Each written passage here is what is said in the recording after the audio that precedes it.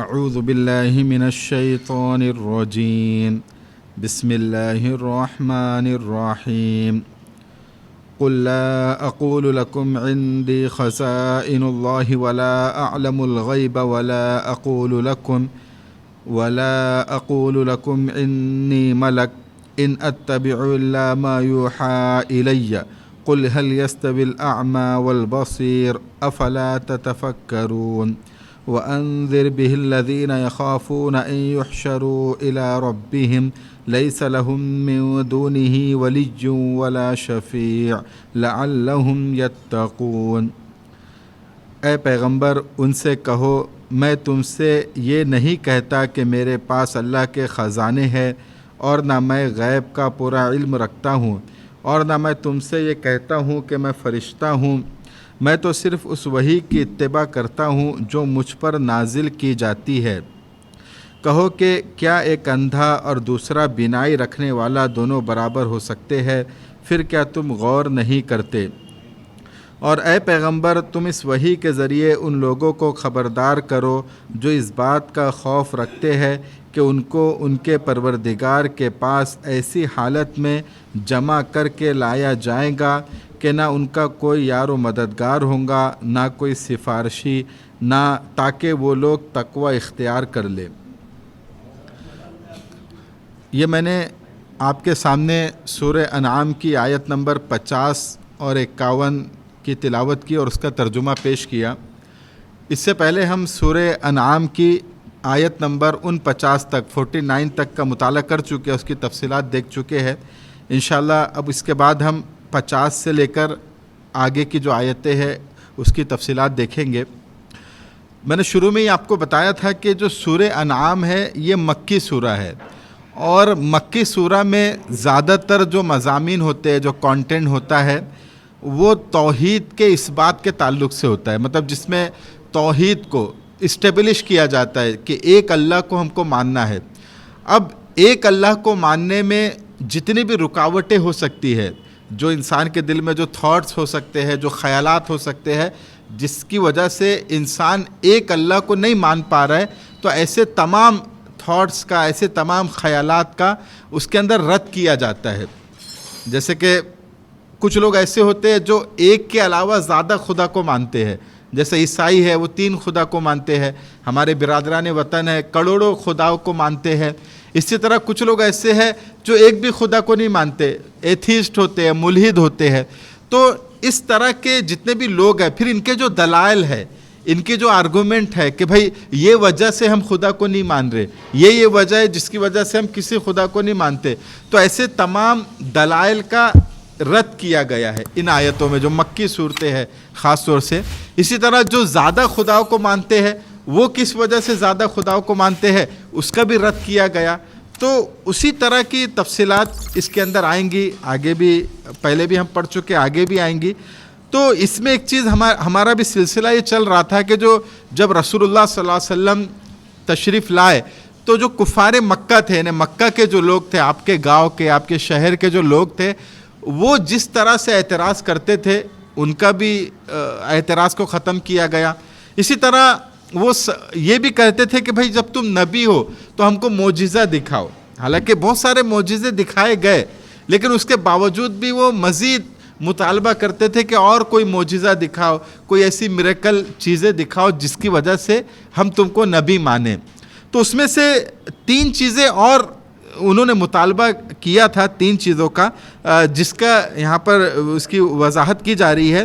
ایک کفار مکہ نے یہ کہا تھا اللہ کے نبی سے کہ اگر تم اللہ کے نبی ہو، اللہ کے پروفٹ ہو، میسنجر ہو، تو ایک کام کرو، پورے خزانے دنیا کے ہمارے پاس لا کے رکھ دو، ہم کو مالدار بنا دو، پورے خزانے ہم کو دے دو۔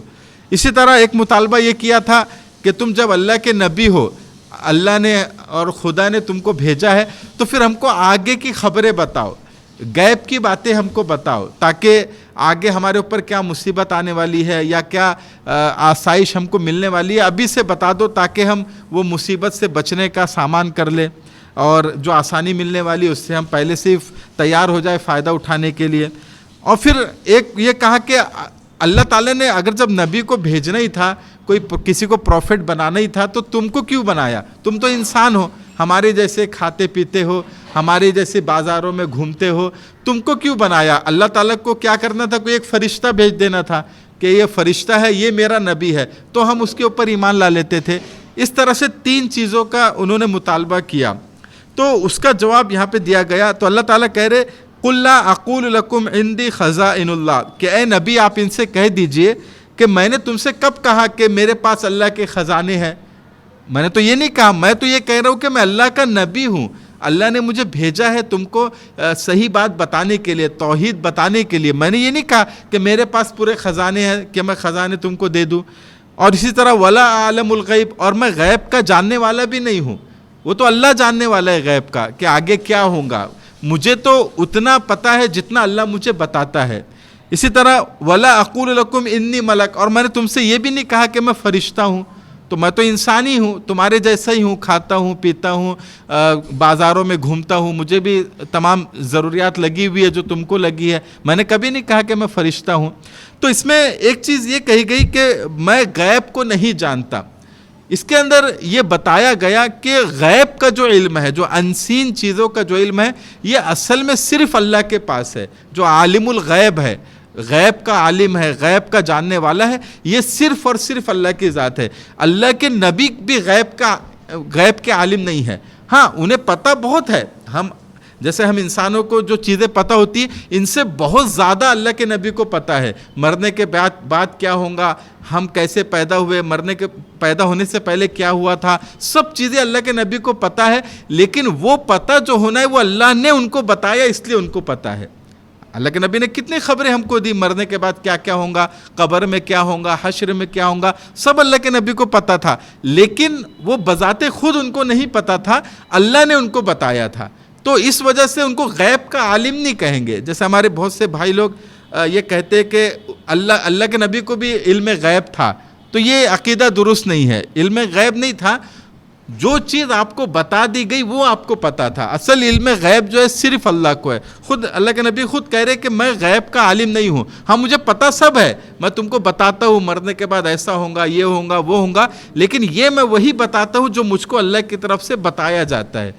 پھر اسی طرح کہا کہ میں فرشتہ نہیں ہوں۔ اب آپ دیکھیے، یہ عام طور سے جو لوگ خدا کا انکار کرنے والے ہیں وہ یہ اعتراض کرتے ہیں، بعض نبیوں کے ساتھ بھی کیا گیا کہ بھائی اللہ نے فرشتہ کیوں نہیں بھیجا؟ اللہ کے تو بہت سارے فرشتے ہیں، فرشتہ بھیج دیتے تو ہم ایمان لا لیتے۔ یہ ہماری جیسا انسان کل تک ہمارے ساتھ کھاتا تھا، پیتا تھا، ہمارے ساتھ بازاروں میں گھومتا تھا، یہ کیسے اللہ کا نبی بن گیا؟ حالانکہ جو نبی ہوتا ہے یہ نمونہ ہوتا ہے، یہ ایک رول ماڈل ہوتا ہے، اور نمونہ وہی بن سکتا ہے جو انہی میں سے ہو۔ فرشتہ کیسے نمونہ بنے گا؟ اب ایک فرشتہ ہے، فرشتے کو اللہ نے بھیج دیا، اب فرشتہ رات بھر نماز پڑھ رہا ہے، فرشتہ سنت طریقے پہ کھانا کھا رہا ہے، فرشتہ بھوکا رہ رہا ہے، دین کے کام کے لیے قربانی جھیل رہا ہے، تو اب فرشتے کو تو بھوک نہیں لگتی۔ اب پتہ چلا فرشتہ 3 دن بھوکا رہا، یعنی دین کی خدمت کے لیے قربانی اس نے دی، تو ہم تو اس سے متاثر نہیں ہوں گے، بھائی اس کو بھوک ہی نہیں لگتی 3 دن کی، اگر 1000 سال بھی یہ کھانا نہ کھائے، یہ 100 سال بھی کھانا نہیں کھائے تو ہم کو کیا فرق پڑتا ہے؟ ہم جو اللہ کے نبی سے محبت کرتے ہیں، اللہ کے نبی کے بارے میں جب سنتے ہیں کہ وہ بھوکے رہے، غزوہ خندق میں 3 دن بھوکے رہے، پیٹ پہ پتھر باندھے، تو ہماری آنکھوں میں آنسو آ جاتے ہیں۔ کیوں آتے؟ کیونکہ بھوکا رہنے سے ان کو تکلیف ہوئی ہوں گی، تبھی آتا ہے نا۔ اگر وہ فرشتہ ہوتے، بھوکے رہنے سے ان کو تکلیف نہیں ہوتی، تو ہم کیوں ان کے لیے غم کھاتے، کیوں ہماری آنکھوں میں آنسو آتا؟ بھائی وہ انسان تھے، جبھی تو ہم ان کے لیے تڑپتے ہیں۔ طائف میں ان کو پتھر مارے گئے، تو پتھر مارنے سے ان کو تکلیف ہوئی ہوں گی، تبھی تو ہماری آنکھوں میں آنسو آتا ہے جب ہم واقعہ سنتے ہیں۔ اگر نہیں ہوئی ہوتی، وہ فرشتہ ہوتے، مارنے سے تکلیف نہیں ہوتی، تو ہم متاثر نہیں ہوتے۔ ابھی اللہ کے کئی فرشتے ہیں جو 1000 سال سے جنہوں نے کھانا نہیں کھایا، ہم متاثر نہیں ہوتے۔ کیوں؟ اس لیے کہ ان کو بھوک ہی نہیں لگتی۔ تو جب نبی انسان رہیں گا تبھی تو نمونہ بنے گا نا، تبھی تو ماڈل بنے گا۔ اس میں ہمارے جو بھائی ہے بریلوی جو حضرات ہیں، وہ کہتے کہ نبی نور تھے، بشر نہیں تھے۔ ان کے لیے بھی اس کے اندر مثال ہے کہ اگر ہم ان کو نور مانتے ہیں، نور فرشتے ہیں، تو اگر ہم نور مانتے تو پھر نبی ہمارے لیے رول ماڈل رہیں گے ہی نہیں، وہ ہمارے لیے نمونہ ہی نہیں رہیں گے۔ بھائی فرشتہ ہمارے لیے رول ماڈل تھوڑی ہے، اس کو تو نیند ہی نہیں آتی۔ اب اگر رات بھر نماز پڑھ رہے تو کون سی بڑی بات ہے؟ جو انسان کو نیند آتی ہے وہ اپنی نیند قربان کر کے رات بھر نماز پڑھ رہا ہے، یہ کمال کی بات ہے۔ جو انسان کو بھوک لگتی ہے وہ روزہ رکھ رہا ہے, دن بھر کچھ نہیں کھا رہا ہے, یہ کمال کی بات ہے. اب جس کو بھوک نہیں لگتی وہ اگر 100 سال بھی نہ کھائے, کون سی کمال کی بات ہے؟ تو روزہ اس کے لیے ثواب بنے گا جس کو بھوک لگتی ہے, کہ بھئی سحری آپ نے کی اور افطار میں آپ نے روزہ, غروب آفتاب کے ٹائم روزہ کھولا, تو یہ آپ کو ثواب ملا کیونکہ آپ نے قربانی دی. آپ کو بھوک لگ رہی تھی پھر بھی آپ نے نہیں کھایا. تو جو انسان رہیں گا وہی نمونہ بنے گا ہمارے لیے. تو اللہ تعالیٰ کہہ رہے کہ جو نبی ہم بھیجتے ہیں وہ انسانوں میں سے ہی بھیجتے ہیں. ہاں وہ سب سے افضل انسان ہے, ہم انسانوں کی طرح انسان نہیں ہیں, عام انسان نہیں ہیں, سب سے افضل ہے. لیکن ہے انسان کی کیٹیگری میں, جو اسپیشیز جو ہوتی ہے وہ انسانوں کی ہے, وہ فرشتوں والی نہیں ہے, وہ نور سے نہیں بنے ہیں. اگر نور سے بنے ہوں گے تو پھر ہمارے لیے رول ماڈل نہیں بن سکتے وہ. تو یہ سمجھنا کہ بھائی نبی کی شان میں گستاخی ہو جائیں گی اگر ہم ان کو نہیں مانیں گے, ایسا نہیں ہے, بلکہ نور ماننے میں گستاخی ہوں گی. پھر تو ان کی پوری قربانی بیکار ہو جائیں گی, جو انہوں نے قربانیاں دی دین کے خاطر, جو سختیاں برداشت کی, بھوکے رہے, پیاسے رہے, تکلیفیں اٹھائی. یہ کیوں تکلیفیں ان کو محسوس ہوئی؟ کیونکہ وہ انسان تھے. تبھی تو ہم ان کا تذکرہ جب سنتے ہیں ہماری آنکھوں سے آنسو نکل جاتے ہیں. تو یہ کہنا کہ فرشتے ہی ہونا تھا, اللہ کہہ رہے کہ نہیں, وہ انسان ہی رہیں گے تبھی تمہارے لیے نمونہ بنیں گے, تبھی تمہارے لیے رول ماڈل بنیں گے. ان اتبع الا ما یوحی الیہ, تو آپ کہہ دیجئے کہ میں تو اسی کی اتباع کرتا ہوں جو اللہ کی طرف سے وحی کی جاتی ہے. قل هل یستوی الاعمی والبصیر, اور اے نبی آپ کہہ دیجئے کہ کیا دیکھنے والے اور اندھے برابر ہو سکتے ہیں؟ مگر اس لیے کہ تم کو تو کھلم کھلا سب چیز دکھ رہا ہے. یہ جو قرآن اللہ کے نبی لے کر آئے یہ سب سے بڑا معجزہ ہے. یہ قرآن کو تم نہیں مان رہے تو تم گویا کہ ایک مطلب دیکھنے والوں کے جیسے نہیں ہو, تم اندھے ہو چکے ہو, تم کو سمجھ میں نہیں آ رہا. یہ تو صاف قرآن سب سے بڑا معجزہ ہے. ایک ایسا نبی قرآن لے کر آ رہا ہے جس نے کبھی لکھنا پڑھنا نہیں سیکھا, جو امی ہے, جس کو لکھنا پڑھنا نہیں آتا, وہ ایسا کلام لے کے آ رہا ہے کہ ویسا کلام تمہارے بڑے بڑے جو شعرا ہے وہ ویسے کلام کی چند آیتیں نہیں بنا سکتے. تو یہ خود معجزہ ہے کہ بھئی دیکھو یہ اللہ کے نبی ہے لیکن ان کو نہیں دکھ رہا ہے. افلا تتفکرون, تو پھر تم اس پہ غور کیوں نہیں کرتے؟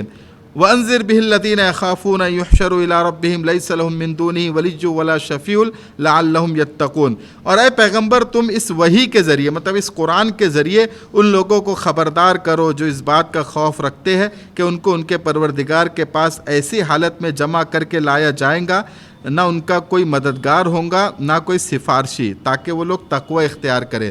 اے نبی آپ یہ قرآن جو ہم نے تم پہ نازل کیا ہے یہ قرآن کے ذریعے لوگوں کو ڈراؤ, لوگوں کو سیدھا راستہ دکھاؤ, ان کو بتاؤ کہ ایک وقت ایسا آنے والا ہے کہ اس دن نہ تمہارا کوئی سفارشی ہوگا نہ کوئی تمہارا دوست ہوگا, کوئی تمہارے کام نہیں آئے گا, یہ ان کو بتاؤ.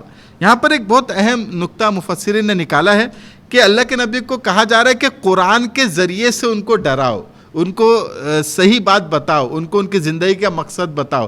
تو اس سے معلوم ہوا کہ انسان کو, اگر کوئی انسان غفلت میں زندگی گزار رہا ہے, نمازوں کا اہتمام نہیں کر رہا, حرام کاری میں مبتلا ہے, گناہوں میں مبتلا ہے, تو اس کو اگر آپ کو صحیح راستے پہ لانا ہے تو اس کے لیے سب سے مؤثر ذریعہ یہ ہے کہ قرآن کریم کے ذریعے سے اس کو نصیحت کی جائے.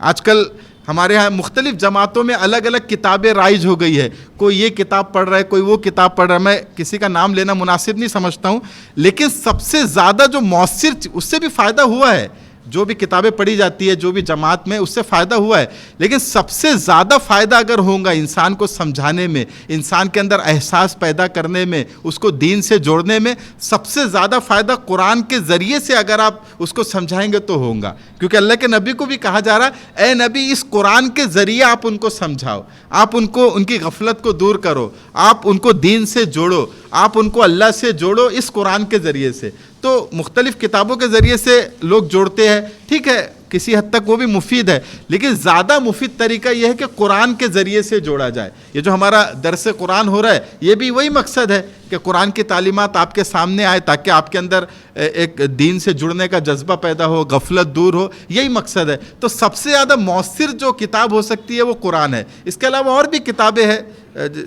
جو پڑھی جاتی ہے اس سے بھی فائدہ ہوتا ہے, لیکن قرآن زیادہ مفید ہے لوگوں کی غفلت دور کرنے کے لیے, ان کو دین سے جوڑنے کے لیے. ولا تطرد الذين يدعون ربهم بالغداة والعشي يريدون وجهه ما عليك من حسابهم من شيء وما من حسابك عليهم من شيء فتطردهم فتكون من الظالمین، اور ان لوگوں کو اپنی مجلس سے نہ نکالنا جو صبح و شام اپنے پروردگار کو اس کی خوشنودی حاصل کرنے کے لیے پکارتے رہتے ہیں۔ ان کے حساب میں جو اعمال ہے ان میں سے کسی کی ذمہ داری تم پر نہیں ہے، اور تمہارے حساب میں جو اعمال ہے ان میں سے کسی کی ذمہ داری ان پر نہیں ہے، جس کی وجہ سے تم انہیں نکال باہر کرو اور ظالموں میں شامل ہو جاؤ۔ یہ آیت اس پس منظر میں نازل ہوئی کہ رسول اللہ صلی اللہ علیہ وسلم جب دین کی دعوت دے رہے تھے، لوگوں کو اللہ کی طرف بلا رہے تھے، تو اول مرحلے میں شروع میں جن لوگوں نے آپ کی دعوت کو قبول کیا وہ اس عرب کے جو غریب لوگ تھے، جو غلام تھے، مزدور تھے، اس ٹائپ کے جو لوگ تھے، انہوں نے پہلے مرحلے میں اللہ کے نبی کی بات کو قبول کیا۔ تو یہی لوگ اللہ کے نبی کے اطراف میں آزو بازو میں رہتے تھے، آپ سے دین سیکھتے تھے۔ تو ایک مرتبہ جو قریش کے سردار تھے، بڑے بڑے جو سردار لوگ تھے، تو انہوں نے ابو طالب سے کہا، جو اللہ کے نبی کے چچا تھے اور سرپرست تھے، ان سے کہا کہ تم اپنے بھتیجے سے کہو ہم ان کی بات کو سننا چاہتے ہیں، لیکن پہلے یہ جو غریب لوگ ان کے آزو بازو بیٹھے رہتے ہیں، جو ہمارے غلام تھے، پہلے جو ہمارے مزدور تھے، ہمارے یہاں مزدوری کیا کرتے تھے، ان کو پہلے اپنے پاس سے ہٹاؤ، تو پھر ہم جا کے تمہارے بھتیجے کی بات سنیں گے۔ تو جب یہ بات اللہ کے نبی کے سامنے آئی تو غالباً حضرت عمر نے مشورہ دیا کہ اس میں کیا حرج ہے، ہمیں ان لوگوں کو ہٹا دینا چاہیے۔ جب کفار مکہ کے جو سردار اور بڑے لوگ آتے ہیں تو یہ غریبوں کو ہٹا دینا چاہیے۔ تو اس کے اوپر یہ آیت نازل ہوئی کہ اے نبی آپ ہرگز ایسا مت کیجیے، یہ جو لوگ ہیں اللہ کے ہاں تو کوئی امیر غریب نہیں رہتا، وہ تو یہ لوگ نے بنا لیا کہ یہ غلام ہے، یہ مزدور ہے، اللہ کے ہاں تو سب برابر ہے۔ اللہ کے ہاں تو وہ اللہ سے قریب ہے جو زیادہ تقوی والا ہے، جو زیادہ اللہ سے ڈرنے والا ہے، وہ اللہ کے قریب ہے۔ یہ جو غریب امیر یہ تو اللہ نے ایک آزمائش کے لیے بنایا، اللہ کے ہاں اس کا کوئی اعتبار نہیں ہے۔ تو آپ ہرگز ایسا مت کیجئے، ان کو اپنے پاس سے مت ہٹائیے۔ اگر ان کو آنا ہے، بات سننا ہے تو سنیں، نہیں سننا ہے مت سنیں۔ آپ کی ان کے اوپر ذمہ داری نہیں ہے، آپ بس اپنا پیغام پہنچائیے، اپنی بات رکھیے، وہ آتے ہیں تو ٹھیک، نہیں آتے تو آپ کی کوئی ذمہ داری نہیں ہے۔ آپ ہرگز ان کو مت ہٹائیے اپنے پاس سے۔ اگر خدا نخواستہ آپ ایسا کرتے ہیں تو آپ ظالموں سے ہو جائیں گے، ظالموں میں سے ہو جائیں گے، جس کو اللہ پسند نہیں کرے گا۔ تو اس میں ایک تو یہ بھی پتہ چل گیا کہ اسلام میں اونچ نیچ کا کوئی تصور نہیں ہے کہ یہ امیر ہے وہ غریب ہے، یہ سب آزمائش کے لیے اللہ نے بنایا۔ جس کو پیسہ دیا اللہ نے آزمائش کے لیے دیا کہ یہ شکریہ ادا کرتا کہ نہیں کرتا، جس کو نہیں دیا آزمائش کے لیے دیا کہ یہ صبر کرتا کہ نہیں کرتا۔ یہ اللہ کی طرف سے یہ چیزیں طے ہوئی ہے۔ وَكَذَلِكَ فَتَنَّا بَعْضَهُمْ بِبَعْضٍ لِيَقُولُوا هَٰؤُلَاءِ مَنَّ اللَّهُ عَلَيْهِم مِّن بَيْنِنَا أَلَيْسَ اللَّهُ بِأَعْلَمَ بِالشَّاكِرِينَ۔ اسی طرح ہم نے کچھ لوگوں کو کچھ دوسروں کے ذریعے آزمائش میں ڈالا ہے تاکہ وہ ان کے بارے میں یہ کہے کہ یہ ہے وہ لوگ جن کو اللہ نے ہم سب کو چھوڑ کر احسان کرنے کے لیے چنا ہے۔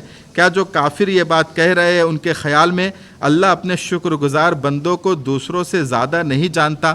یعنی اللہ تعالیٰ نے یہ بھی ایک آزمائش ہے اللہ کی کہ جو غریب لوگ ایمان لا چکے ہیں تو اب دیکھتے کہ امیر لوگ ایمان لاتے کہ نہیں لاتے، یہ بھی ایک آزمائش کے طور پہ اللہ تعالیٰ نے ایسا کیا ہوا ہے۔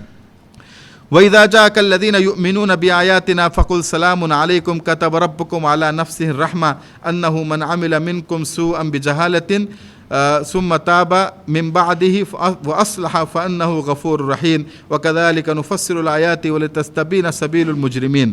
اور جب تمہارے پاس وہ لوگ آئے جو ہماری آیتوں پر ایمان رکھتے ہیں تو ان سے کہو سلامتی ہو تم پر، تمہارے پروردگار نے اپنے اوپر رحمت کا یہ معاملہ لازم کر لیا ہے کہ اگر تم میں سے کوئی نادانی سے کوئی برا کام کر بیٹھے پھر اس کے بعد توبہ کر لے اور اپنی اصلاح کر لے تو اللہ بہت بخشنے والا بڑا مہربان ہے۔ اور ہم اسی طرح نشانیاں تفصیل کے ساتھ بیان کرتے ہیں تاکہ سیدھا راستہ بھی واضح ہو جائے اور تاکہ مجرموں کا راستہ بھی کھل کر سامنے آ جائے۔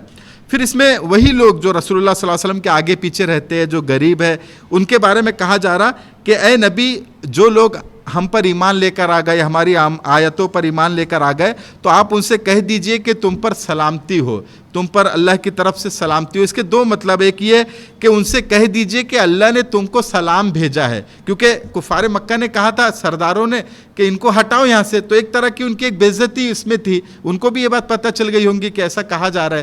تو اللہ تعالیٰ ان کو تسلی دے رہا ہے کہ ان سے کہو کہ اللہ تم کو سلام کرتا ہے اور تمہاری قدر کرتا ہے، اللہ تعالیٰ جو تم نے ایمان قبول کیا ہے اللہ تمہاری اس معاملے میں قدر کرتا ہے، اور اللہ کے ہاں تمہاری عزت ہے، احترام ہے۔ اسی طرح اس کا ایک یہ مطلب بھی ہے کہ آخرت میں تمہارے ساتھ اعزاز و اکرام کیا جائے گا. ٹھیک ہے, یہاں پر تم غلام تھے, مزدور تھے, کم حیثیت کے تھے, لیکن آخرت میں تمہارے ساتھ یہ معاملہ نہیں ہوگا. تم بہت اونچے پدوں پر اور اونچے اس پہ مقام پر تم آخرت میں ہوں گے. اسی طرح اللہ تعالیٰ یہ بھی کہہ رہے کہ ان سے یہ بھی کہہ دو کہ اللہ نے رحمت کو اپنے اوپر لازم کر لیا ہے. ایک روایت میں آتا ہے کہ رسول اللہ صلی اللہ علیہ وسلم نے فرمایا کہ جنت کے دروازے پہ یا اللہ تعالیٰ کا جو عرش ہے وہاں پر ایک جگہ ایسا لکھا ہوا ہے کہ ان رحمتی غلبت غضبی, کہ میری رحمت میرے غصے سے زیادہ یا میری رحمت میرے غصے پر غالب ہے. حالانکہ اللہ تعالیٰ کو غصہ بھی آتا ہے, اللہ غضب والے بھی ہے, اللہ پکڑ بھی کریں گے اور اللہ رحم بھی کریں گے, لیکن رحم اور غضب کا اگر ہم موازنہ کریں تو رحم زیادہ رہیں گا اللہ تعالیٰ کا, رحم اوپر ہے, غضب نیچے ہے. اب انسان بہت ہی زیادہ گناہ کا کام کر رہا ہے, تکبر کر رہا ہے, اللہ کو نہیں مان رہا, تو پھر تو اس کی پکڑ ہونا بھی ضروری ہے, لیکن رحم کا پلڑا جو ہے وہ اللہ کا زیادہ بھاری ہے. اور اس کا رحم کا تقاضا یہ ہے کہ اگر تم میں سے کسی نے گناہ کا کام کر لیا, مطلب مسلمان تو ہے لیکن گناہ کا کام کر لیا نادانی سے, اور پھر توبہ کر لی اور پھر اس کے بعد اس کی اصلاح کر لی, اس کو صحیح کر لیا, تو اللہ تعالیٰ تمہارے گناہوں کو معاف کر دے گا. مطلب اس میں مسلمانوں کو تسلی دی جا رہی ہے کہ اگر تم سے کوئی گناہ ہو جاتا ہے, تم اللہ کو تو ایک مان رہے ہو, ایمان لا رہے ہو, لیکن اگر تم سے کوئی گناہ ہو جاتا ہے تو ڈرنے کی بات نہیں ہے, تم اس پہ توبہ کر لو, اللہ سے معافی مانگ لو, تو پھر کیا ہے تمہارا گناہ اللہ تعالیٰ معاف کر دیں گے. اب یہاں پر ایک چیز یہ ذہن میں رکھنی چاہیے کہ گناہ جو ہے وہ دو طرح کے ہوتے ہیں. ایک صغیرہ گناہ, جو چھوٹے چھوٹے گناہ ہوتے ہیں جو انجانے میں ہو جاتے ہیں, جن سے بچنا مشکل ہوتا ہے, اور ایک بڑے گناہ, کبیرہ گناہ. تو جو صغیرہ گناہ ہے, صغیرہ گناہ تو بنا توبہ کے بھی معاف ہو جاتے ہیں. جیسے بہت سی حدیثوں میں آتا ہے کہ کوئی اگر عرفہ کے دن کا روزہ رکھیں گا تو اللہ کی ذات سے امید ہے کہ اس کے اگلے ایک سال کے اور پچھلے ایک سال کے گناہ معاف ہو جائیں گے. اسی طرح کوئی یہ جمعہ سے وہ جمعہ, ایک جمعہ کی نماز پڑھیں گا, پھر اگلے ہفتے دوسرا جمعہ کی نماز پڑھیں گا, تو جمعہ اور جمعہ کے بیچ میں کوئی گناہ ہوئے وہ معاف ہو جائیں گے. اسی طرح عاشورہ کے روزے کے بارے میں ہے کہ ایک سال کے گناہ معاف ہو جائیں گے. تو یہ جتنی بھی حدیثیں ہیں گناہ معاف ہونے کی, یہ صغیرہ گناہ کے بارے میں ہے, جو ایسے گناہ جو نہ چاہتے ہوئے بھی انسان سے ہو جاتے ہیں, چھوٹے چھوٹے گناہ, تو یہ تو بنا توبہ کے معاف ہو جائیں گے انسان کے. لیکن جو کبیرہ گناہ ہے, بڑے گناہ ہے, جیسے شراب پینا, زنا کرنا, ماں باپ کی نافرمانی کرنا, چوری کرنا, جھوٹ بولنا, دھوکہ دینا, غیبت کرنا, یہ کبیرہ گناہوں میں آتے, بڑے گناہ میں آتے. اور بڑے گناہ بنا توبہ کے معاف نہیں ہوتے. چھوٹے گناہ بنا توبہ کے معاف ہو جائیں گے, لیکن بڑے گناہ بنا توبہ کے معاف نہیں ہوں گے. اور توبہ کرنے کی 3 شرط ہے. پہلی شرط یہ ہے کہ سب سے پہلے وہ گناہ چھوڑ دے. جب بھی آپ کو احساس ہوا کہ بھائی میں غلط کر رہا تھا, میں شراب پیتا تھا, غلط کر رہا تھا, میں زنا کرتا تھا, غلط کر رہا تھا, آپ کو احساس ہوا, فوراً وہ گناہ کو چھوڑ دے. دوسرا, وہ گناہ کے اوپر ندامت ہو, پشیمانی ہو, افسوس ہو کہ ابھی تک میں نے جو ایک کام کیا غلط کیا, مجھے نہیں کرنا چاہیے تھا, اس کے اوپر افسوس ہو. اور تیسری شرط یہ ہے کہ آئندہ وہ گناہ نہ کرنے کا عزم کرے, مکمل ارادہ کرے کہ میں آئندہ انشاءاللہ یہ گناہ ہرگز نہیں کروں گا. تو یہ 3 کنڈیشن کے ساتھ اگر آپ توبہ کرتے ہیں تو آپ کے کبیرہ گناہ معاف ہوں گے. اسی طرح ایک گناہ کی کیٹیگری یہ ہے کہ حقوق العباد میں آپ نے گناہ کیا, جیسے کسی کا دل دکھایا, کسی کو بے گناہ کو آپ نے مار دیا, تھپڑ مارا, کسی کی زمین ہڑپ کر لی, کسی کا مال آپ نے کھا لیا. اس طرح کا اگر گناہ آپ نے کیا ہے تو یہ گناہ اسی وقت معاف ہوگا جب آپ اس کو ادا کر دیں گے. کسی کی زمین آپ نے ہڑپ لی, آپ جب اس کی زمین واپس کریں گے تب وہ گناہ معاف ہوگا. کسی کا 1 لاکھ روپے آپ نے کھا لیا غلطی سے, نہیں دے رہے اس کو آپ, تو جب تک کہ وہ 1 لاکھ روپے آپ واپس نہیں کریں گے وہ گناہ آپ کا ختم نہیں ہوگا. ہاں, اب اس علماء نے اس میں لکھا ہے کہ اگر آپ نے کسی کا مال کھایا, کسی کی زمین ہڑپ لی, یا کسی کو دکھ پہنچایا تھا, کسی وجہ سے معافی نہیں مانگی, اب وہ انسان دنیا سے چلا گیا, تو اب آپ کس سے معافی مانگیں گے؟ تو پھر یہ ہے کہ اس کے لیے استغفار کرے, زندگی بھر اس کے لیے استغفار کرے کہ فلاں شخص تھا, مجھے اس سے معافی مانگنی تھی لیکن وہ انسان مر چکا ہے, اب میں معافی نہیں مانگ سکتا, تو اس کے لیے استغفار کرے. تو یہ 3 طرح کے گناہ ہو گئے, صغیرہ گناہ, کبیرہ گناہ اور حقوق العباد میں بندوں کے ساتھ. تو تینوں, صغیرہ گناہ تو بنا توبہ کے بھی معاف ہو جائیں گے, کبیرہ گناہ کے لیے 3 شرط کے ساتھ توبہ ہے, اور حقوق العباد میں اگر غلطی ہوئی تو جب تک کہ آپ ادا نہیں کریں گے وہ گناہ معاف نہیں ہوگا. تو اللہ تو معاف کرنے والا ہے, لیکن اس کا طریقہ یہ ہے معافی مانگنے کا. قل انی نہیت ان اعبد الذین تدعون من دون اللہ قل لا اتبع اہواءکم قد ضللت اذا وما انا من المہتدین قل انی علی بینۃ من ربی وکذبتم بی ما عندی ما تستعجلون بہ ان الحکم الا للہ یقص الحق وهو خیر الفاصلین۔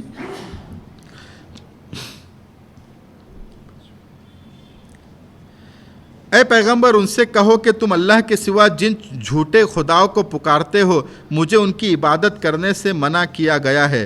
کہو کہ میں تمہاری خواہشات کے پیچھے نہیں چل سکتا، اگر میں ایسا کروں گا تو گمراہ ہوں گا اور میرا شمار ہدایت یافتہ لوگوں میں نہیں ہوں گا۔ کہو کہ مجھے اپنے پروردگار کی طرف سے ایک روشن دلیل مل چکی ہے جس پر میں قائم ہوں، اور تم نے اسے جھٹلا دیا ہے۔ جس چیز کی جلدی آنے کا تم مطالبہ کر رہے ہو میرے پاس موجود نہیں ہے۔ حکم اللہ کے سوا کسی کا نہیں چلتا، وہ حق بات بیان کر دیتا ہے اور وہی سب سے بہتر فیصلہ کرنے والا ہے۔ اس میں اللہ کے نبی اپنی برات کا اظہار کر رہے کہ تم جن معبودان باطلہ کی عبادت کرتے ہو مجھے یہ حکم نہیں دیا گیا کہ میں بھی ان کی عبادت کروں، میں تو ایک اللہ کی عبادت کرتا ہوں۔ اگر میں تمہاری خواہشات کے پیچھے چلوں گا تو میں تو گمراہ ہو جاؤں گا۔ جیسے ایک مرتبہ کفار مکہ نے یہ مطالبہ بھی کیا تھا اللہ کے نبی سے، یہ پرپوزل آپ کے سامنے رکھا تھا کہ ٹھیک ہے آپ جس اللہ کی بات کرتے ہیں ہم اس اللہ کو مان لیتے ہیں، لیکن شرط یہ کہ آپ بھی ہمارے خدا کو مان لو، آپ بھی ہمارے خدا کی عبادت کرو تو ہم بھی اللہ کی عبادت کریں گے۔ تو یہ پرپوزل جب رکھا گیا تو اللہ کے نبی سے کہا گیا کہ آپ صاف صاف کہہ دو کہ نہیں میں ان کی عبادت نہیں کروں گا جن کی تم کرتے ہو، میں تو ایک اللہ کی عبادت کرتا ہوں، اس طرح تو میں گمراہی میں چلا جاؤں گا اگر میں تمہاری بات مان لوں۔ اور پھر ان سے کہہ دو کہ میرے پاس میرے رب کی طرف سے کھلی نشانی آ چکی ہے، مجھے اپنے رب کو پہچاننے میں کوئی کنفیوژن نہیں ہے، میں تو اپنے رب کو جانتا ہوں، پہچانتا ہوں، اس کی عبادت کرتا ہوں، اور تم بلکہ اس کو جھٹلاتے ہو، یہ تمہارا مسئلہ ہے کہ تم اس کو مان نہیں رہے، اپنے رب کو پہچان نہیں رہے، یہ تمہارا مسئلہ ہے، میں تو اپنے رب کو جانتا ہوں، پہچانتا ہوں۔ اور پھر یہ بھی کہہ دو کہ میرے پاس وہ چیز نہیں ہے جس کی تم جلدی کر رہے ہو۔ اصل میں کفار مکہ ایک تو معجزہ مانگتے تھے، اور پھر جب معجزہ اللہ کے نبی نے نہیں دیا، مطلب کچھ معجزہ دیے کچھ نہیں دیا، ان کی بات نہیں مانی، تو انہوں نے کہا کہ ٹھیک ہے جو تم کہہ رہے ہو کہ اگر تم اللہ کی بات نہیں مانو گے تو تمہاری پکڑ ہوں گی، عذاب آئیں گا، تو ٹھیک ہے وہ عذاب ہمارے اوپر لے کے آ جاؤ۔ تو اللہ تعالیٰ کہہ رہے ہیں اے نبی آپ بول دو کہ جس کی تم جلدی مچا رہے ہو کہ وہ عذاب آ جائے وہ میرے پاس نہیں ہے، وہ تو اللہ کے پاس ہے، وہ جب چاہیں گا، اس کے ہاں ایک وقت مقرر ہے، وہ جب چاہیں گا جب عذاب تم پر نازل کریں گا۔ اس کا مطلب یہ بھی نہیں کہ وہ نازل نہیں کر سکتا، وہ کر سکتا ہے، لیکن اس کے ہاں ایک حد مقرر ہے۔ قل لو ان عندي ما تستعجلون به لقضي الامر بيني وبينكم والله اعلم بالظالمين۔ کہو کہ جس چیز کی تم جلدی مچا رہے ہو اگر وہ میرے پاس ہوتی تو میرے اور تمہارے درمیان فیصلہ ہو چکا ہوتا، اور اللہ ظالموں کو خوب جانتا ہے۔ مطلب اگر میرے ہاتھ میں ہوتا عذاب دینا تو ہو سکتا ہے میں تم کو دے دیا ہوتا ابھی تک، کیونکہ میں انسان ہوں، انسان کی ایک لمٹ ہوتی ہے صبر کرنے کی، لیکن اللہ جو ہے وہ تو رب ہے، وہ اس کا ایک مزاج ہے، اس کی ایک سنت ہے، ایک طریقہ ہے کہ ایک وقت کے بعد ہی عذاب آتا ہے، تو اتنی جلدی مت مچاؤ، وہ وقت آئیں گا تو عذاب تو آئیں گا ہی آئیں گا، لیکن اس کے پہلے جو وقت ملا ہوا ہے اس میں یہ ہے کہ تم قدر کر لو، اللہ تعالیٰ کی طرف رجوع ہو جاؤ۔ وعنده مفاتح الغیب لا يعلمها الا هو ويعلم ما في البر والبحر وما تسقط من ورقة الا يعلمها ولا حبة في ظلمات الارض ولا رطب ولا يابس الا في كتاب مبين وهو الذي يتوفاكم بالليل ويعلم ما جرحتم بالنهار ثم يبعثكم فيه ليقضى اجل مسمى ثم اليه مرجعكم ثم ينبئكم بما كنتم تعملون۔ اور اسی کے پاس غیب کی کنجیاں ہے جنہیں اس کے سوا کوئی نہیں جانتا، اور سمندر اور خشکی میں جو کچھ ہے وہ اس سے واقف ہے، کسی درخت کا کوئی پتا نہیں گرتا جس کا اسے علم نہ ہو، اور زمین کی اندھیریوں میں کوئی دانہ یا کوئی خشک یا تر چیز ایسی نہیں ہے جو ایک کھلی کتاب میں درج نہ ہو۔ یعنی وہی اللہ ہے جس کے پاس غیب کا علم ہے، ہر چیز کا علم اس کے پاس ہے، بلکہ دنیا میں اگر ایک پتا بھی کہیں گرتا ہے تو وہ اللہ اس کو جانتا ہے کہ وہ پتا گرا، کتنی کروٹ اس نے لی، سب وہ اللہ جانتا ہے، تو وہ اللہ سے تم جڑو۔ ابھی یہاں پر ایک چیز یہ سمجھنے کی ہے کہ اب آپ دیکھیے ابھی سورہ انعام ہے، اس طرح کی اور بھی سورہ ہے جو مکی سورہ، بار بار آپ دیکھیں گے کہ اللہ تعالیٰ اپنا تعارف کرا رہے کہ ہم نے زمین آسمان کو پیدا کیا، ہم نے تم کو پیدا کیا، ہم نے یہ دن اور رات ہم بناتے ہیں، ہم نے انسانوں کو اس لیے پیدا کیا ہماری عبادت کرے، بار بار اللہ تعالیٰ اپنا تعارف کرا رہے. تو یہ اب آپ تھوڑا سا اس پہ غور اگر ہم کریں تو یہ جو دوسرے لوگ دوسرے خداؤں کو مانتے ہیں، جیسے عیسائی لوگ 3 خدا مانتے ہیں، عیسیٰ علیہ السلام کو خدا مان رہے ہیں، مریم علیہ السلام کو یا جبرائیل کو خدا مان رہے ہیں، ہمارے برادران وطن کروڑوں خدا مانتے ہیں.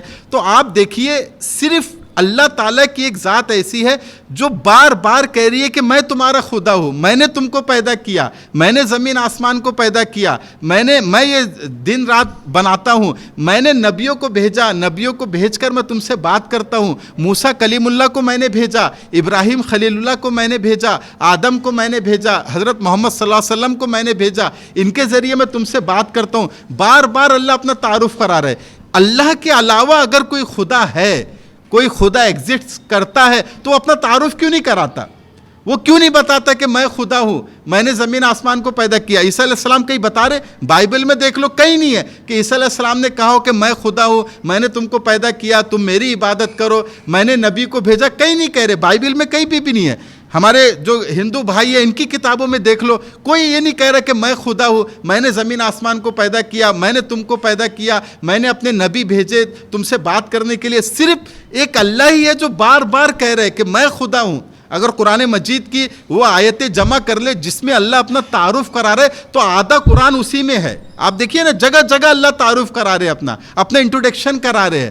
آدھا قرآن، اگر پورے قرآن کو 2 حصوں میں بانٹے تو آدھے قرآن کے اندر اللہ صرف اپنے انٹروڈکشن کرا رہے، اپنے بارے میں بتا رہے.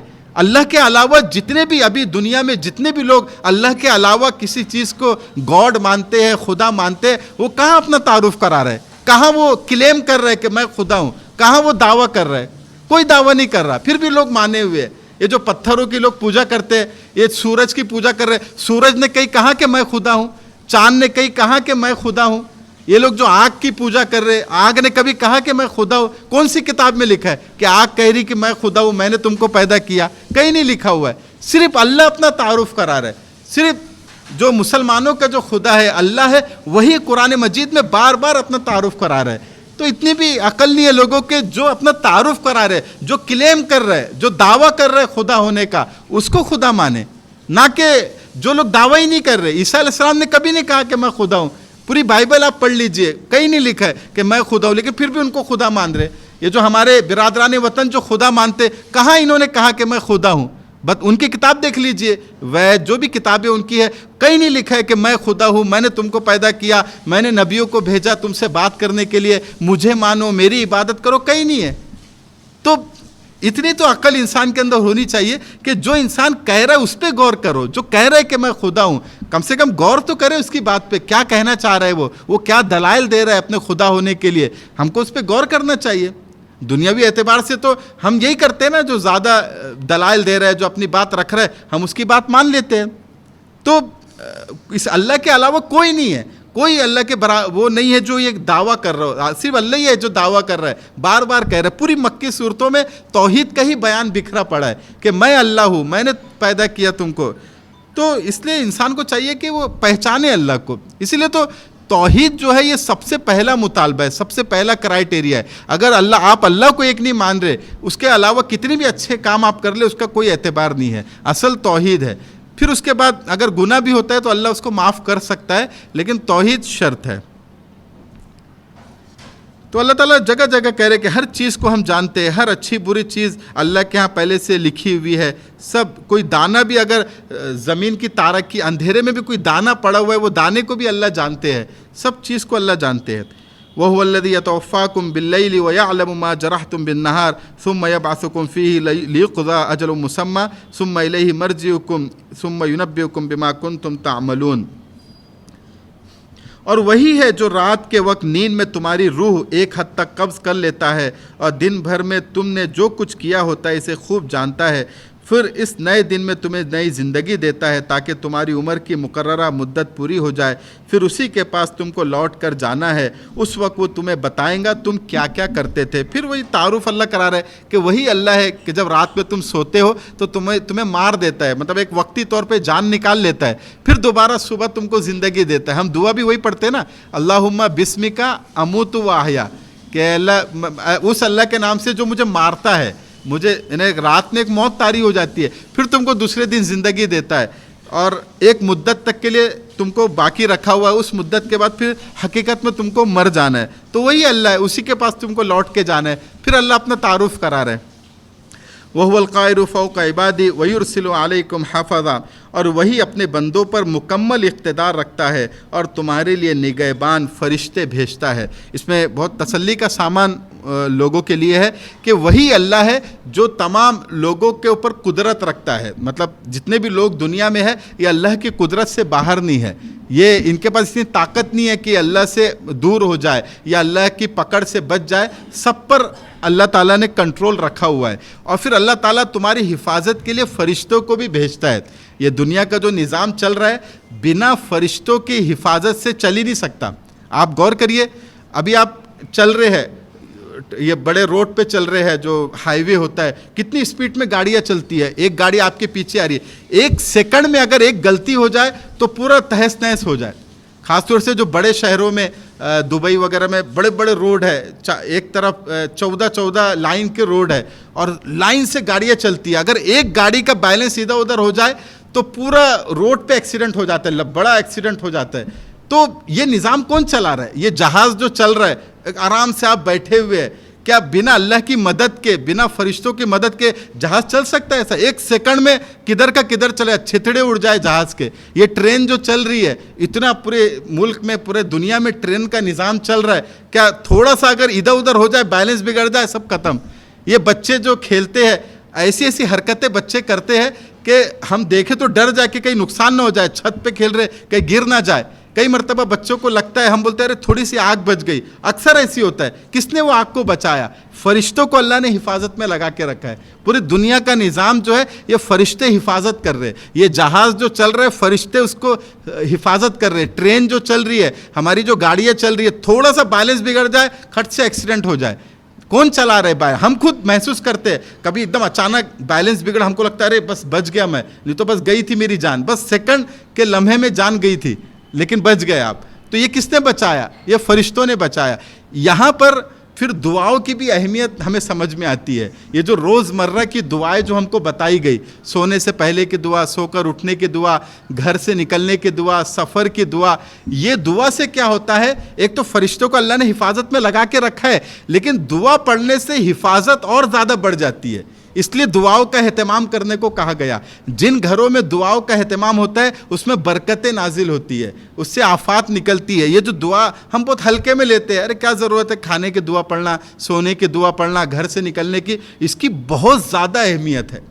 یہ صرف رسول اللہ نے ایسی نہیں بتا دیا، بلکہ اللہ تعالیٰ نے جو حفاظت کا، پروٹیکشن کا جو نظام دنیا میں بنایا ہے، دعاؤں کے ذریعے سے وہ نظام کو ہم استعمال کرتے ہیں۔ فرشتے ہماری حفاظت میں لگ جاتے ہیں۔ جب انسان گھر سے نکلتا ہے، کہتا ہے بسم اللہ توکلت علی اللہ لا حول ولا قوت الا باللہ، کہ میں اللہ پر توکل کرتا ہوں، اللہ پہ توکل کر کے نکلتا ہوں، تو اب جہاں تک بھی وہ جائیں گا فرشتے اس کی حفاظت کریں گے۔ رات میں اگر کوئی آیت الکرسی پڑھ کے سوتا ہے تو فرشتے اس کے گرد حصار لگا لیتے ہیں، اب کوئی بھی نقصان پہنچانے والی چیز اس کے قریب نہیں آتی۔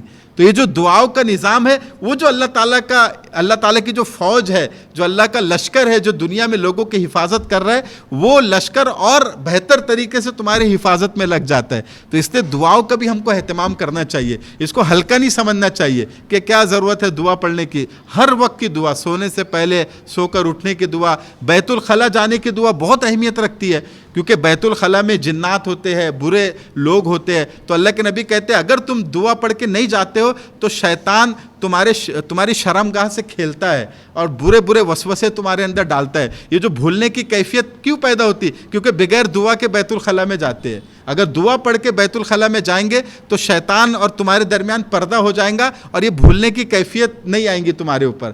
بادام کھانے سے اچھا ہے کہ دعاؤں کا اہتمام کرے بیت الخلاء میں جانے کے لیے. لیکن چونکہ آج ہم نے اس کو اہمیت نہیں دی, ہم نے اس کو چھوڑ دیا کہ بھائی ٹھیک ہے کوئی بس ثواب کی چیز سمجھا. یہ ثواب کی چیز نہیں ہے, صرف ثواب تو ملے گا لیکن پروٹیکشن کے لیے بھی ہے. جتنی بھی دعائیں ہے, صبح شام کی دعا ہے, بسم اللہ الذی لا یضر مع اسمہ شیء فی الارض ولا فی السماء وہو السمیع العلیم. یہ دعا کو تو ہر بچوں کو پڑھانا چاہیے صبح شام 3 مرتبہ.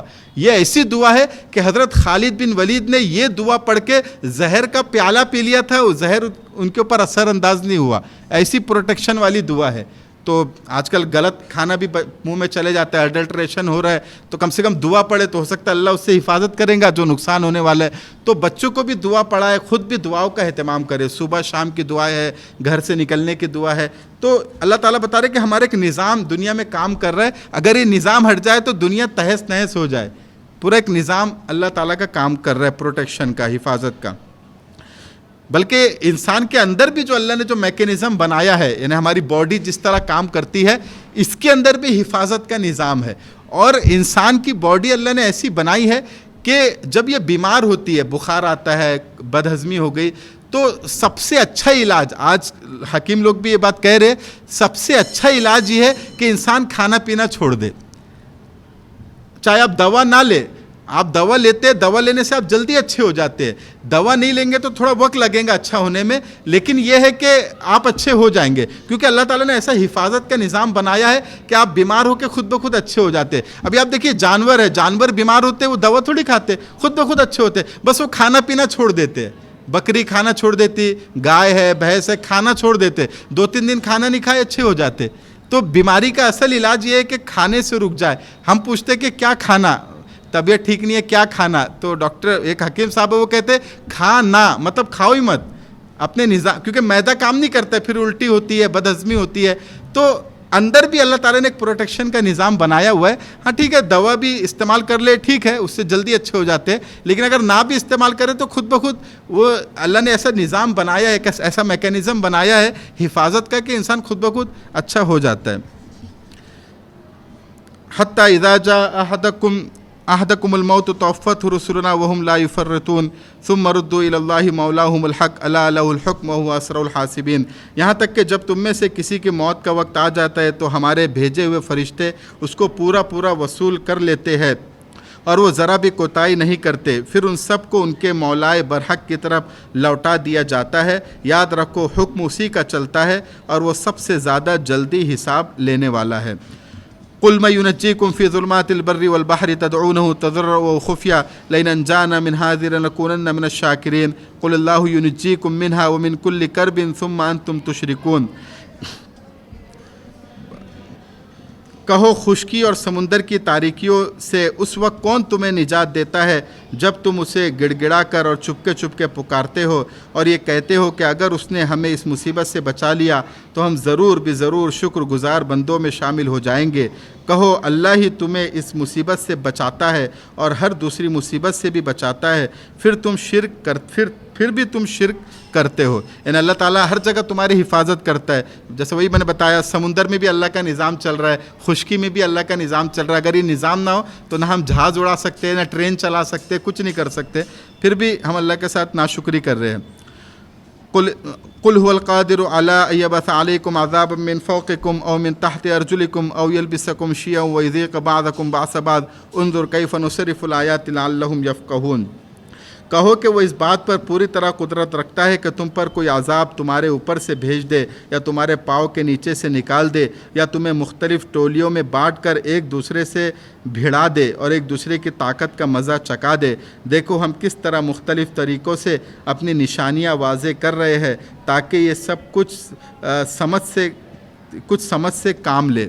اللہ تعالیٰ اس بات پر بھی قادر ہے کہ تمہاری حفاظت کرے اور اللہ اس بات پر بھی قادر ہے کہ تمہیں عذاب دے, یعنی تمہاری پکڑ کرے, چاہے آسمان سے عذاب دے چاہے زمین سے عذاب دے. جو تمہاری بھلائی کی چیز ہے اسی کو اللہ تمہارے لیے عذاب کا ذریعہ بنا دے. جیسے بارش ہے, بارش سے انسان کا فائدہ ہوتا ہے, بھلائی کی چیز ہے, لیکن اسی کو اللہ عذاب بھی بنا سکتے. اللہ اس بات پر بھی قادر ہے, لیکن اللہ نے اس کو بھلائی بنایا ہوا ہے, تو یہ چیز پر بھی اللہ قادر ہے سب چیزوں پر.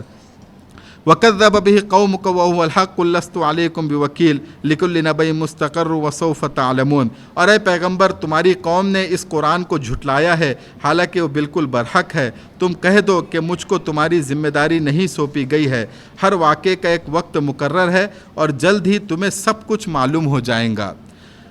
وَإِذَا رَأَيْتَ الَّذِينَ يَخُوضُونَ فِي آيَاتِنَا فَأَعْرِضْ عَنْهُمْ حَتَّى يَخُوضُوا فِي حَدِيثٍ غَيْرِهِ وَإِمَّا يُنْسِيَنَّكَ الشَّيْطَانُ فَلَا تَقْعُدْ بَعْدَ الذِّكْرَىٰ مَعَ الْقَوْمِ الظَّالِمِينَ وَمَا عَلَى الَّذِينَ يَتَّقُونَ مِنْ حِسَابِهِم مِّن شَيْءٍ وَلَٰكِنْ ذِكْرَىٰ لَعَلَّهُمْ يَتَّقُونَ۔ وَذَرِ الَّذِينَ اتَّخَذُوا دِينَهُمْ لَعِبًا وَلَهْوًا وَغَرَّتْهُمُ الْحَيَاةُ الدُّنْيَا وَذَكِّرْ بِهِ أَن تُبْصَرَ نَفْسٌ بِمَا كَسَبَتْ لَيْسَ لَهَا مِن دُونِ اللَّهِ مِن وَلِيٍّ وَلَا شَفِيعٍ وَإِن تَعْدِلْ كُلَّ عَدْلٍ لَّا يُؤْخَذْ مِنْهَا أُولَٰئِكَ الَّذِينَ أُبْسِلُوا بِمَا كَسَبُوا لَهُمْ شَرَابٌ مِّنْ حَمِيمٍ وَعَذَابٌ أَلِيمٌ بِمَا كَانُوا يَكْفُرُونَ۔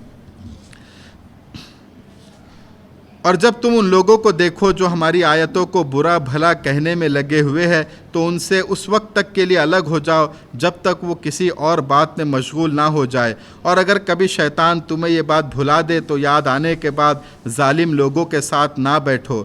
ان کے کھاتے میں جو اعمال ہے ان کی کوئی ذمہ داری پرہیزگاروں پر عائد نہیں ہوتی، البتہ نصیحت کر دینا ان کا کام ہے، شاید وہ بھی ایسی باتوں سے پرہیز کرنے لگے۔ اور چھوڑ دو ان لوگوں کو جنہوں نے اپنے دین کو کھیل تماشا بنا رکھا ہے اور جن کو دنیاوی زندگی میں نے دھوکے میں ڈال دیا ہے، اور اس قرآن کے ذریعے لوگوں کو نصیحت کرتے رہو تاکہ ایسا نہ ہو کہ کوئی شخص اپنے اعمال کے سبب اس طرح گرفتار ہو جائے کہ اللہ کے عذاب سے بچانے کے لیے نہ کوئی اس کا یار و مددگار بن سکے نہ سفارشی، اور اگر وہ اپنی رہائی کے لیے ہر طرح کا فدیہ بھی پیش کرنا چاہے تو اس سے وہ قبول نہ کیا جائے۔ چنانچہ یہی دین کو کھیل تماشا بنانے والے وہ لوگ ہیں جو اپنے کیے کی بدولت گرفتار ہو گئے ہیں۔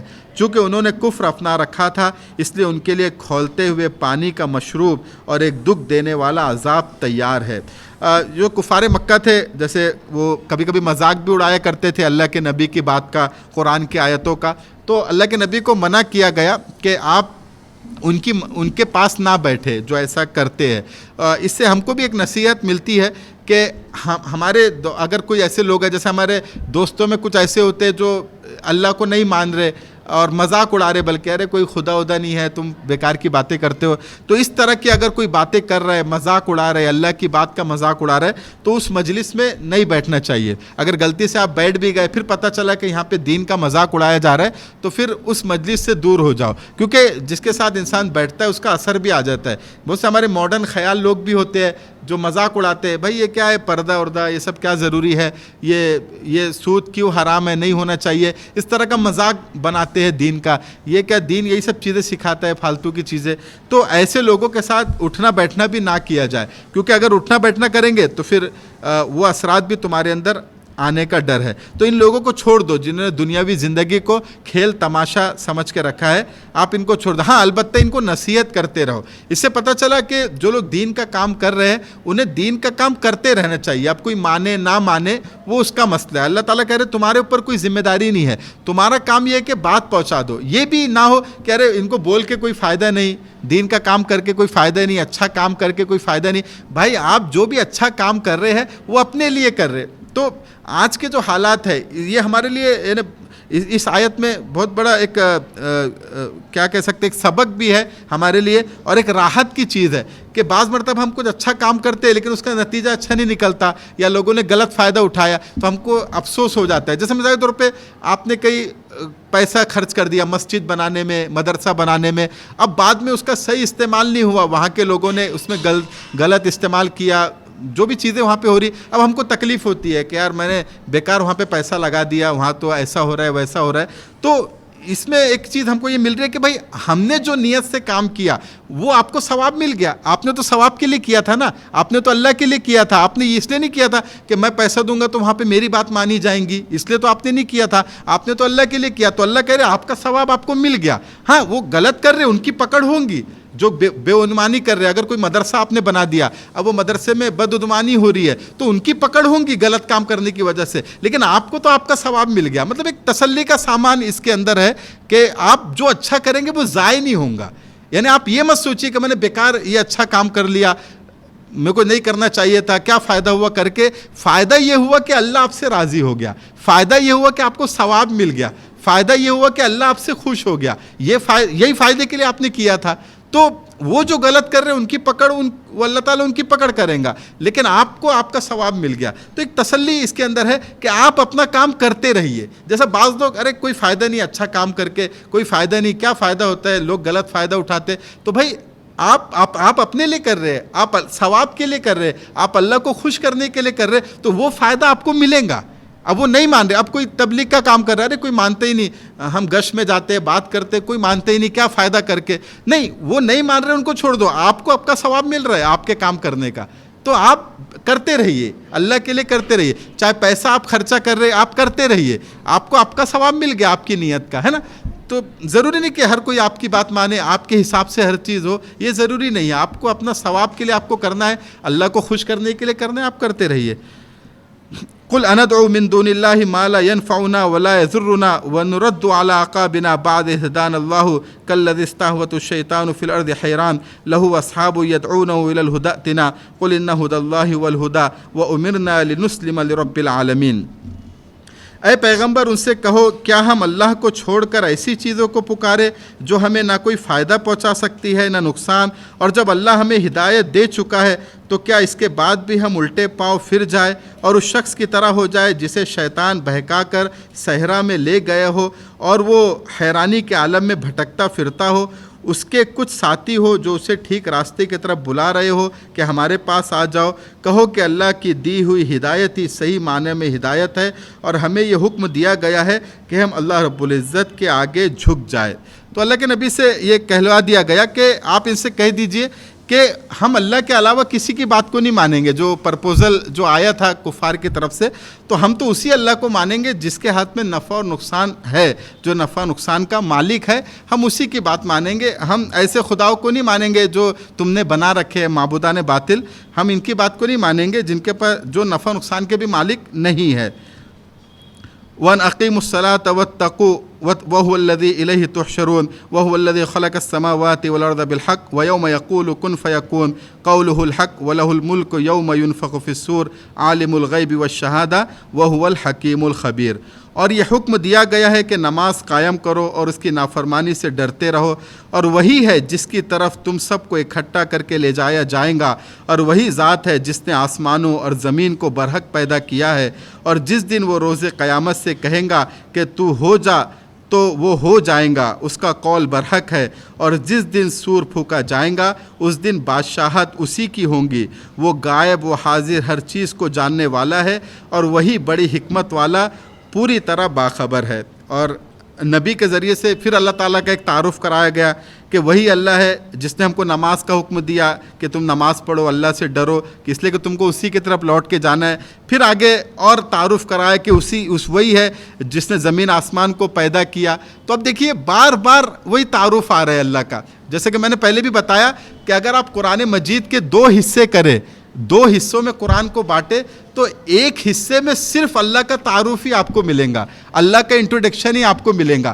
تو ہم وہی کہہ رہے ہیں کہ اگر کوئی اللہ کے پیرلل کوئی خدا ہے، اللہ کے متوازی کوئی گاڈ ہے، تو وہ اپنا تعارف کرائے نا، اپنا انٹروڈکشن کرائے نا، بتائے کہ میں خدا ہوں، میں نے پیدا کیا، میں نے نبیوں کو بھیجا.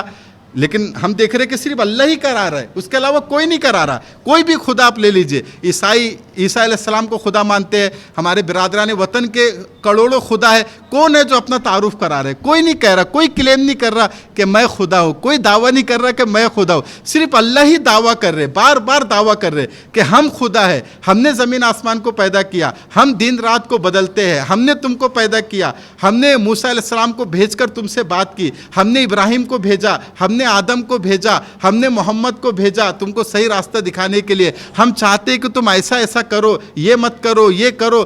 اللہ ہی اپنا تعارف کرا رہے. تو جو اپنا تعارف کرا رہا ہے، جو اپنا انٹروڈکشن کرا رہے، ہم کو اس کی بات پر غور کرنا چاہیے، اس کی دلائل پر غور کرنا چاہیے. وہ کن دلائل کے ساتھ اپنے آپ کو خدا ہونا ثابت کر رہا ہے. کیونکہ اللہ کے علاوہ جتنے بھی خدا لوگ مانتے ہیں، کوئی اپنا تعارف نہیں کرا رہا. آپ پوری بائبل پڑھ لیجئے، پوری انجیل پڑھ لیجئے، کہیں عیسیٰ علیہ السلام نے یہ نہیں کہا کہ میں خدا ہوں، میں نے تم کو پیدا کیا۔ آپ ہمارے جو ہندو بھائی ہیں ان کی کتابیں پڑھ لیجئے، اس میں ان کے جو خدا ہے، جو دیوتا ہے، جو بھی مانتے ہیں، وہ کہاں اپنا تعارف کرا رہے کہ میں خدا ہوں، میں نے تم کو پیدا کیا، میں نے اپنے نبیوں کو بھیجا تم تک اپنی بات پہنچانے کے لیے، تم کو یہ کرنا چاہیے، یہ نہیں کرنا چاہیے، کہیں نہیں ہے۔ تو صرف اللہ ہی اپنا تعارف کرا رہا ہے۔ تو جو خدا اپنا تعارف کرا رہا ہے، اپنا انٹروڈکشن کرا رہا ہے، ہم کو اس پر غور کرنا چاہیے۔ عقل کا تقاضا یہی ہے، اور وہ دلائل بھی دے رہا ہے، بتا رہا ہے کہ دیکھو یہ میں نے یہ کام کیا۔